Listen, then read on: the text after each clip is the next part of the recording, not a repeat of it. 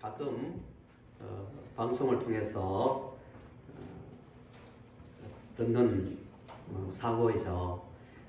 다리가 무너지거나 또 건물이 무너져 많은 사람들이 다치거나 죽는 일이 일어납니다.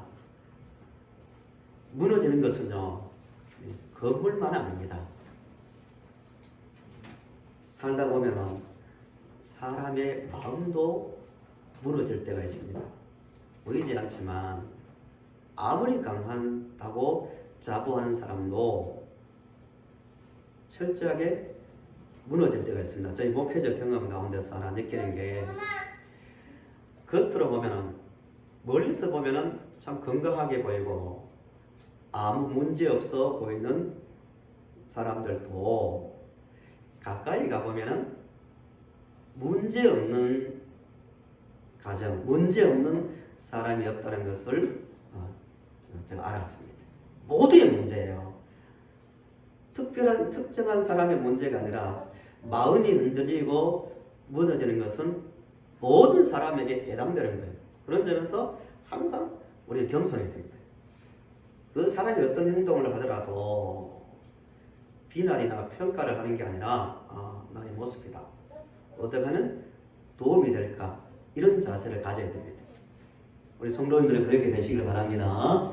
예, 마음이 무너지는데 구원받은 성도들도 여기에 포함됩니다. 아무리 다윗도 그랬고요. 오늘 읽은 이 본문에 나오는 엘리야도요, 마음이 무너져서 어디까지 갔냐면은 죽고 싶다고 본문에 나옵니다.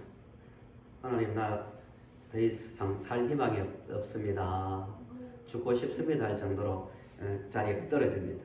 엘리야가 어떤 사람이냐면요, 엘리야가 어떤 사람인지를 대표적으로 알 수 있는 성경이 마태복음 17장에 나오는데요, 소위 말하는 변화산 사건이에요. 예수님께서 베드로, 야고보, 요한 이 세 사람만, 제자만 데리고 높은 산으로 올라가셨어요. 근데 놀라운 장면을 제자들이 보거든요. 어떤 장면이냐면, 산에 올라있는데 갑자기 예수님의 모습이 변형되는 거예요.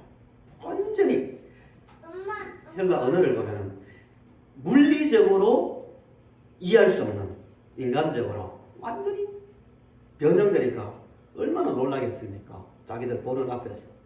옷도 휘어졌다고 말합니다.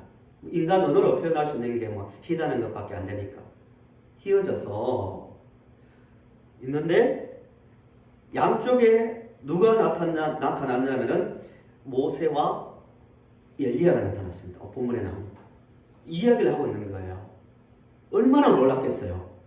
구약에 오래전의 사람인데 예수님 앞에 엘리야와 모세가 나타나서 이야기하는 장면을 보았대요. 베드로가 너무 황홀해가지고, 예수님, 이 산에서 내려가기 싫습니다.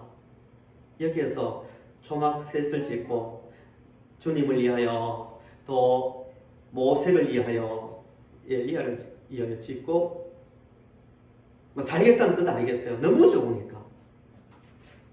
물론 구속사적 의미는 모세와 엘리야가 예수님과 이야기를 한다는 것은, 모세와 엘리야는 구약 선지자들의 대표를 뜻합니다. 율법과 선지자의 대표. 그러니까 구약에서 말하는 그 구원자가 누구라는 거예요? 예수님이다. 그 일을 이루고 있다는 것을 말해주고 있는 거예요.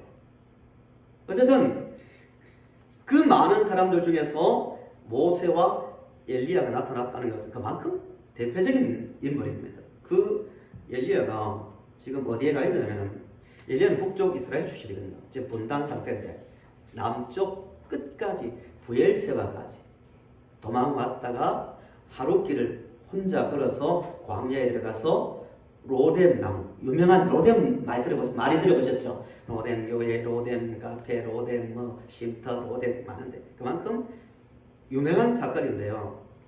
로뎀 나무 아래 앉아서 죽고 싶다는 거예요. 부엘세바까지 갔어. 우리나라에서도 그런 관용어구 비슷한 말이 있죠. 백두에서 어디까지? 한라까지. 이스라엘은 성경에 단에서부터 부엘세바까지 이러면은 북쪽 끝에서 남쪽 끝까지 이런 뜻이에요. 그러니까 북쪽에서 남쪽 끝까지 도망가서 로뎀 나무 아래에서 하나님 더 이상 살릴 힘이 없습니다 라고 말합니다. 4절을 보시면 그 내용이 나옵니다. 4절 보시면 자기 자신은 광야로 들어가 하룻길쯤 가서 한 로뎀 나무 아래에 앉아서 자기가 죽기를 원하여 이르되 여호와여 넉넉하오니 지금 내 생명을 거두시옵소서. 나는 내 조상들보다 낫지 못하나이다 하고 쓰러져 있습니다. 그런데 우리가 이제 주목해서 보셔야 될 말씀이 18장의 엘리야와 19장의 엘리야는 너무 달라요. 비교해서 잘 보셔야 됩니다. 당시 배경을 간단하게 설명을 드리면 당시에 북쪽 이스라엘 왕이 누구냐면 아합입니다. 아합 왕이었는데 이 사람의 정책이 뭐냐면은 결혼 정책이었어요. 이방 주변의 많은 사람들과 결혼을 통해서 국방력과 경제력을 강화시키는 정책을 썼습니다. 근데 문제가 뭐냐면은 거기에 시돈, 역사를 좀 아시면 더 이해가 되는데요. 주변에 시돈 출신의 이세벨이라는 여자가 있어요. 이세벨. 이름이 굉장히 예쁘죠? 이세벨이라는 여자가 들어오면서 바알과 아세라 신을 가지고 들어왔습니다. 그럴 수 있죠. 자기 나라의 신이니까. 그걸 가지고 와서 자기만 섬기는 게 아니라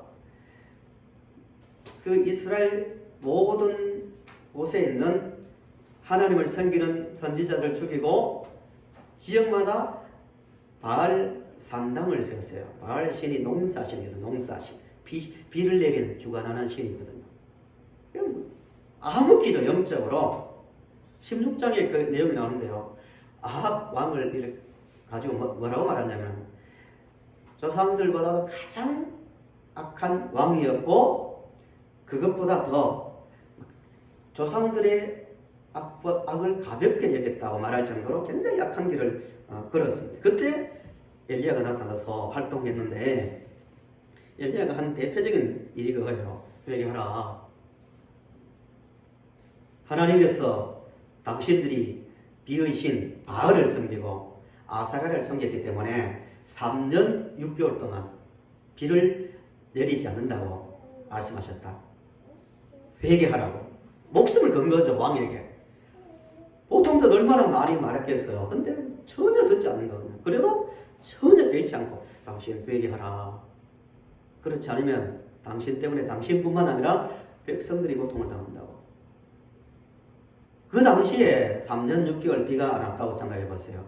지금처럼 술이 쉬어서 있는 것도 아니고 발달한 것도 아니고 얼마나 고통스럽겠어요. 짐승들도 죽어나가고 뭐 심각한 거죠. 그런데도 회개하지 않았는데 엘리야가 무슨 제안을 하냐면은 갈멜산의 꼭대기에 우리 제단을 2개 만들자. 공개 대결을 벌이는 거예요. 만약에 당신들이 섬기는 신이 참이라면 그 제단에 불이 내려올 것이고 하나님 여호와께서 참신이라면 이쪽에 불이 내려올 것이다.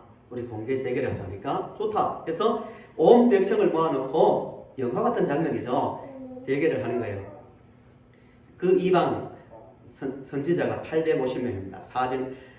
450 바알 신을 섬기는 선지자 450명 그리고 아사라를 섬기는 선지자가 400명 850대 1로 대결을 하는 거예요. 근데 누가 이겼냐면은 당연히 엘리야 쪽에 불이 내려왔습니다. 이방 신을 섬기는 사람들이 아침부터 저녁까지 종일 떠드는 거예요. 이 이방 종교에도 뭔가 종교에서 체험이 있습니다. 성도님들 우리도 교회 안에서도요. 성령의 역사가 아닌데 성령의 역사로 착각할 수 있습니다. 인위적으로 막 뛰면서 무당들도 마찬가지고요. 뭔가 나름대로 거기에서 들어오는 경험이 영이 있으니까 열심히 아침부터 저녁까지 열심히 850명이 됐다고 생각해 보세요. 굉장히 했겠죠. 재단을 뛰어 다니면서 불을 내려주세요, 불을 내려주세요 했겠죠. 그러니까 안 오니까 또 저녁 때까지 포기하지 않고 칼로 자기 몸을 헤하면서 피가 막 툭툭 떨어지겠죠. 불을 내려주세요, 내려주세요 했는데 저는 내려오지 않았습니다. 그때 엘리야의 그 27절을 한번 보세요. 27절, 18장 27절을 한번 성경을 보시면 얼마나 여유가 있고 유머가 있는지 볼 수 있는 장면입니다. 엘리야가 27절 읽어보겠습니다. 정오에 이르러는 엘리야가 그들을 조롱하여 이르되 큰 소리로 부르라. 그는 신인지 묵상하고 있는지 혹은 그가 잠깐 나갔는지 혹은 그가 길을 행하는지 혹은 그가 잠이 들어서 깨어야 할 것인지 하며 라고 말합니다. 그냥 읽으면은 그렇게 잘 다가오지 않지만 굉장히 조롱하는 이야기죠. 크게 불러. 너희 신이 지금 잠자고 있는지 몰라. 불을 안 내리는 것은 놀러 갔는지 잠자고 있는지 못 들어서 그런지 몰라 하고 혼자서 말합니다. 굉장히 여유가 있죠. 이게 엘리야였습니다. 불이 내려왔습니다. 그래서 850명을 기손 시내까지 따라가 다 죽였는데 더 큰 기적이 일어나는데 그게 뭐냐면 3년 6개월 만에 하늘에서 비가 내려옵니다. 갈멜산에서 엘리야가 열심히 기도했거든. 하나님 비를 내려주세요 했는데 종에게 가보라. 지종에게죠. 바다 쪽이니까 아무것도 없는데요. 또 기도하고 가보라 했는데 아무 일도 일어나지 않아요. 그걸 몇 번 반복했냐면 6번을 반복했는데 아무 일도 일어나지 않았어요. 마지막에 또 가보라 하니까 종이 뭐라고 말했냐면 바닷가에 손바닥만한 구름이 보입니다 하니까 엘리야가 비가 온다고 왕에게 아합 왕에게 지금부터 비가 얼마나 많이 오냐면은 마차가 가지 못할 정도로 비가 많이 와서 길이 끊길지 모르니까 빨리 왕궁으로 돌아가라고 할 정도로 엘리야는 확신이 있습니다. 근데 재미나는 것은 아합 왕이 그 말을 다 듣습니다. 왜? 하늘에서 불이 내려왔는데요. 그래서 아합 왕이 마차를 타고 먼저 출발했는데 엘리야는 뒤에 출발했는데요. 성경이 어떻게 말하냐면은 아합 왕 앞에서 허리를 동이고 달려갔다고 말하고 있습니다. 장면 한번 그려보세요. 3년 6개월 동안 비가 오지 않았는데 엘리야의 기도를 통하여 비가 쏟아졌고 왕과 그 신하들은 마차를 타고 먼저 출발했는데 하나님의 능력이 많으니까요. 엘리야가 공중에 떠서 다녔는지 모르지만 마차 앞에서 허리를 묶고 달렸다고 말합니다. 표정이 어땠을까요? 너무 좋아가지고 아마 춤을 추면서 비를 맞으면서 춤을 추고 아니면 너무 감격해서 울었을 거예요. 이제 다 끝났다. 이제 아합도 회개하고 이스라엘도 회개하고 산당마다 있는 우상도 다 제단도 무너뜨리고 백성들은 돌아올 것이라는 기대감을 가지고 달려가지 않겠어요? 그래 왔는데 이제 충격적인 말을 듣습니다. 이게 지금부터 본문 이야기입니다. 엘리야가 이 딱 한 순간에 인생이 와르르 무너져 내립니다. 3절 한번 보세요. 3절 19장 3절 이렇게 하늘에서 불이 내려오고 비가 내려오는 능력을 체험했던 사람도 마음이 완전히 무너져 내리는 순간입니다. 3절 보시면 그가 19장 3절 이 뭐라고 말합니까? 형편을 보고 일어나 자기의 생명을 위하여 도망갔다고 말합니다. 저를 주목하시기 바랍니다. 이세벨이 엘리야의 마음에는 이게 있었다는 거예요. 야 이제 곧 이세벨에게서 소식이 올 거야. 우리가 회개한다고. 상식적으로 그렇지 않아요? 비의 신이 바알 신인데 비 한 방울 못 내렸는데 3년 6개월 동안 하나님께서 비를 내리게 하니까 볼 것도 없잖아요. 이건 논리적으로 설명 안 해도 됩니다. 자기가 봤으니까. 회개합니다 하고 할 줄 알았는데 이세벨이 엘리야를 내가 반드시 죽이겠다고. 이 말을 딱 듣는 순간 엘리야가 마음이 팍 가라앉는 거예요. 이게 표면적으로요 자기가 죽을까봐 두려워서 그런 게 아니에요. 엘리야가 언제는 목숨 안 걸었어요? 아합에게 목숨을 걸고 회개를 외쳤는데요. 왜 도망갔냐? 이 형편이 뭐냐면은 자기가 원했던 기대했던 것과 전혀 다른 상황이 연출되니까 절망하는 거예요. 오늘도 마찬가지입니다. 사람들이 왜 충격을 받고 우울증이 걸리고 왜 인생이 더 한탄하고 부정적인 세계관을 가지게 되냐면은 외적인 환경의 어떤 어려움보다는 내면입니다. 나름대로 꿈꾸었던 인생에 대한 어떤 기대감, 아니면 어떤 자기는 어떤 성취, 어떤 계획이 있는데 죽어라 이랬는데 결과는 반대로 가니까 낙심이 되는 거예요. 막 회개하고 돌아올 줄 알았는데 죽이겠다는 거예요. 이제 거기서 절망하는 거예요. 이런 마음이 들었을 거예요.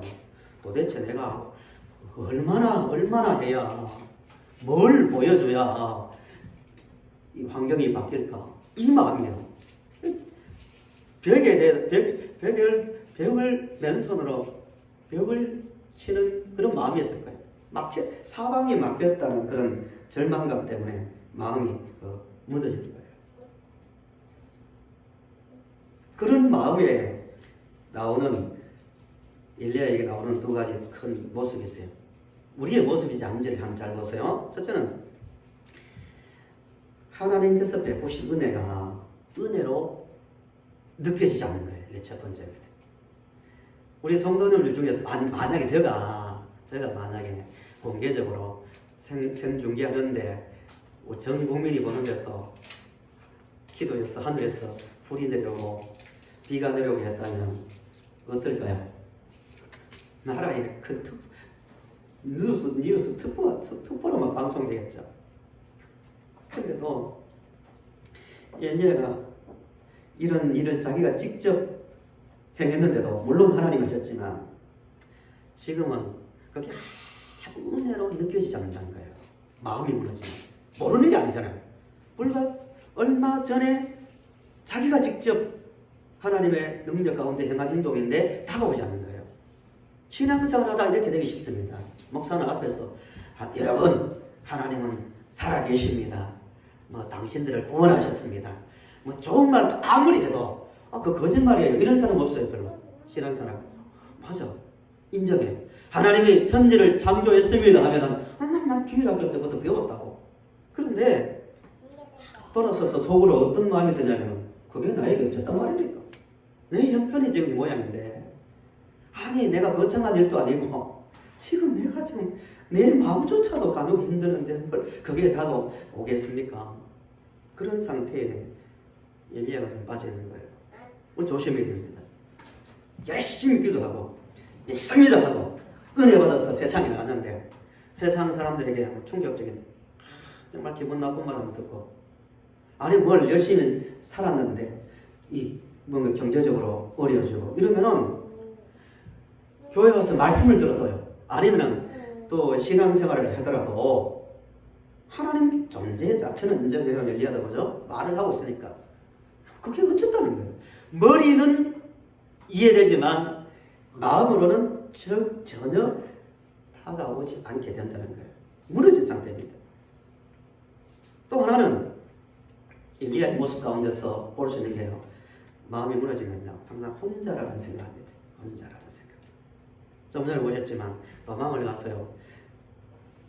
그 같이 온 종을 남기하고 혼자서 하루를 걸어서 광야 속으로 들어갑니다. 힘드니까. 흔히 말하는 것대로 아무도 내 마음 몰라. 아무도 나에게 도움이 안 돼. 오히려 자기에게 힘을 내라고 권면하는 친구들의 말 자체가 더 힘들게 느껴질 때가 있는 거예요. 엘리야가 그런 거예요. 아무도 도움이 안 돼. 아무도 이해를 못 해. 그래서 그러니까 광야로 들어갔죠. 만약에 아무리 위급한 상황이라도 엘리야 주변에 한 사람이라도 자기 말을 이해해주고 들어줄 수 있는 사람이 있었다면 광야로 들어갔을까요? 안 들어갔습니다. 그 사람 만나죠. 새벽이 되었던 저녁이 되었던 내가 이렇게 힘든다고 내 이렇게 마음이 괴롭다고. 근데 엘리야는 지금 아무도 이 땅에 아무도 자기를 이해해주고 들어줄 사람이 없다고 생각했으니까 들어가는 거예요. 마음이 무너지면 그렇게 될 수 있는 거예요. 본문 9절을 읽으셨지만 하나님께서 나타나시고 이런 말 하죠. 엘리야요, 너 여기 왜 있냐 이거죠. 뜻은 너는 사명을 감당해야 되는데 왜 여기 왜 있냐 이런 말 하죠. 엘리야의 대답이 10절에 나만 남았습니다. 하나님 나 혼자입니다. 이런 이야기하면 또 반복합니다. 그 하나님께서 엘리야야 10절에서 13절에 너 여기 왜 있냐? 나만 남았습니다. 나만. 이 계속 반복되거든요. 이런 마음에 지금 잡혀 있는 거예요. 엘리야의 잘못이 뭐냐면은 이 부분을 우리는 잘 본문 가운데서 가장 핵심적인 내용입니다. 엘리야가 뭘 잘못했나? 하늘에서 불이 내려오게 할 정도의 믿음도 있었고 비가 내려오게 할 정도의 기적도 체험했지만 이 사람 자체도 하나님께 말하는 그 말이 뭐냐 10절을 같이 읽어보실까요? 10절이 오늘 핵심적인 구절입니다. 10절 다 같이 크게 시작. 그가 대답하되 내가 만군의 하나님의 여호와께 열심히 위하오니 이는 이스라엘 자손이 주의 언약을 버리고 주의 제단을 하며 칼로 주의 선지자들을 죽였으니오며 오직 나만 남았거늘 그들이 내 생명을 찾아 빼앗으려 하나이다. 예, 14절도 똑같은 말을 합니다. 하나님께서 너 왜 그래 하니까 나만 남았고 앞에 무슨 말을 하냐면 하나님 내 정말 하나님의 영향이 강하여서 열심히 유별나게 저는 열심으로 살았습니다. 이 말합니다. 근데 결과가 이렇습니다. 이 말을 잘 이해하셔야 됩니다. 이게 19장을 기록한 핵심 내용입니다. 엘리야는 지금 하나님을 하나님으로 인정하지 않고 있는 거예요. 목사님 무슨 말입니까? 엘리야는 열심히 특심하다고 열심히 있었다고 스스로 말할 정도인데 왜 하나님을 인정하지 않는단 말입니까? 할지 모르지만 18장에서 섬겼던 하나님은 자기 혼자라고 생각했지만 18장에서도 사실 자기 혼자라고 말했거든요. 백성들이 머뭇거릴 때 야, 하나님을 섬기려면 나에게 오라 할 때 아무도 오지 않았어요. 그때 스스로 나만 남았네 18장 21절에서 말하거든요. 나만 남았네 하면서도 여유가 있고 당당했습니다. 왜 그랬을까요? 18장에서는 그 순간에 하나님은 만물을 주관하시고 이 현장을 통치하시는 전능자로 믿었습니다. 그러나 19장에서는 아니에요. 똑같이 하나님의 이름을 부르지만 하나님 바꾼 게 뭐가 있습니까? 아합은 여전히 이세벨과 함께 이렇게 지금 기고만장하고 백성들 한 명이라 돌아왔습니까? 뭘 바꾸셨습니까? 이런 불만이에요. 그 엘리야의 마음속에는 하나님께서 그 순간에 하나님이 모든 현장을 주관하시고 계획대로 이루어 가시는 전능하신 하나님이라는 것을 놓치고 있는 거예요. 이게 핵심입니다. 오늘 우리 마찬가지예요. 뭐 코로나 때문에 어렵다, 아니면 또 뭐 세상이 그렇다, 뭐 교회가 어떻다, 여러 가지 많은 일들을 하지만 근본 그건 사실이에요. 사실입니다. 그죠? 100% 팩트입니다. 그러나 더 중요한 것은 지금 이 순간에 내 자신이 하나님을 어떤 분으로 바라보고 있는가가 중요한 거예요. 하나님은 어떤 분입니까? 생각해 보세요. 교회 와서는 내 마음을 한 번씩은 시원하게 해주고 위로해 주지만 현장에서는 남들에게 조롱을 당하고 무시당할 때는 한마디도 그 사람을 앞에서 나를 세워주지 않고 그 사람을 뭐 기절시키든지 뭐 쓰러뜨려 주든지 아무것도 못 해주면서 뭘 하나님 그러십니까? 이렇게 생각할 수 있단 말입니다.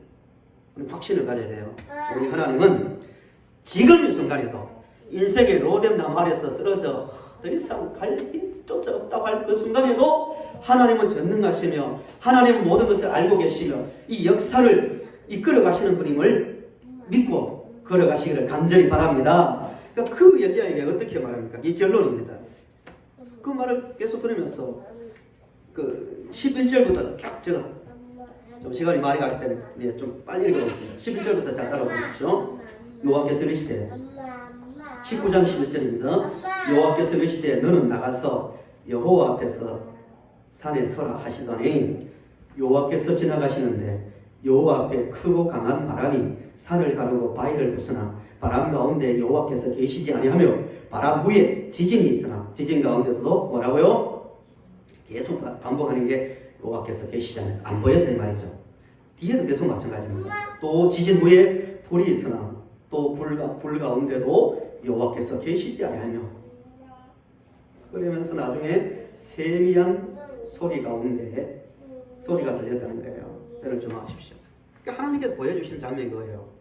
엘리야요, 너 눈에 보이는 대로 세상이 안 움직여진다고 내가 그렇게 힘이 없는 존재인 줄 아냐? 난 여전히 너희 눈에 안 보였다, 계시지 아니했단 말처럼 나는 여전히 바위를 부술 수 있고 땅을 흔들 수 있는 전능자야.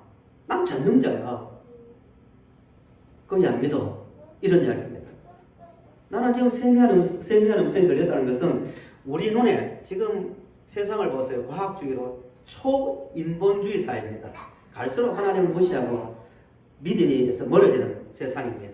이런 시대 속에서도 하나님은 주무시는 게 아니라 지금도 일하고 계시는 겁니다. 그러면서 엘리야에게 15절부터 18절 쭉 계속 읽겠습니다.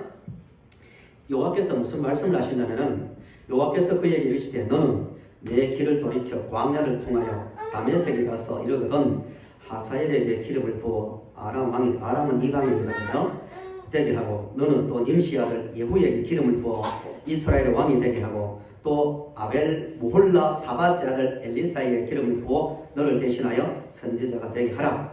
하사엘의 칼을 피하는 자를 예후가 죽일 것이요 예후의 칼을 피하는 자를 엘리사가 죽이리라. 그러나 내가 이스라엘 가운데서 7,000명을 남기리니 다 바알에게 무릎을 꿇지 아니하고 다 바알에게 입맞추지 아니한 자니라 라고 말씀합니다. 무슨 말이에요? 하나님께서는 구체적으로 준비하고 계셨다는 거예요. 이방 왕까지도. 아람은 이방이잖아요. 이방 왕, 또 엘리사, 이스라엘 왕 예후, 하나하나 구체적으로 하나님께서 준비하시고 일하고 계셨다는 거예요. 말씀의 결론은 겁니다. 성도 여러분, 너무나 당연하지만 하나님은 지금 이 순간에도 이 세상을 정말 볼 때 전혀 하나님의 뜻대로 세상이 안 움직이는 것 같지만 하나님은 여전히 바람으로 바위를 부수고 산을 가르고 지진을 일으킬 만한 전능자시며 지금도 우리의 삶을 다하시고 이끌어 가시는 하나님이라는 사실을 항상 기억하며 살아가시기를 간절히 바랍니다. 이 눈에 증거 안 보이고요, 귀 소리 안 들려도 하나님의 살아계신 믿고 나갈 때 우리가 알지 못하는 하나님의 이해하심과 하나님의 예비하심을 경험할 때가 반드시 올 겁니다. 결론이요, 우리는 회복이라는 단어를 잘 써요. 회복했다. 나는 은혜 받아서 회복했다. 마음이 편해졌다. 하지만요, 성경이 말하는 회복, 이게 한 몇 달 전에 전한 설교 중에 한 부분인데요, 단순히 마음이 편해졌다, 단순히 기도했는데 소원이 이루어졌다는 것을 가지고 성경은 회복이라고 말하는 한 것도 없습니다. 진짜 한 인생이 정상적인 인간으로 회복되었다는 것은 성경을 어떻게 말하냐면 하나님을 하나님으로 인정하고 하나님을 창조주로 인정하고 우리는 그의 피조물로서 인정하며 어떤 순간에도 항상 하늘에 계신 우리 아버지, 이 말은 장소적 문제가 아니라 했습니다. 전능하신 하나님, 지금 이 순간에도 다 아시는 하나님, 그 하나님을 믿고 사는 그 마음, 이 인생을 회복된 인생이라고 말합니다.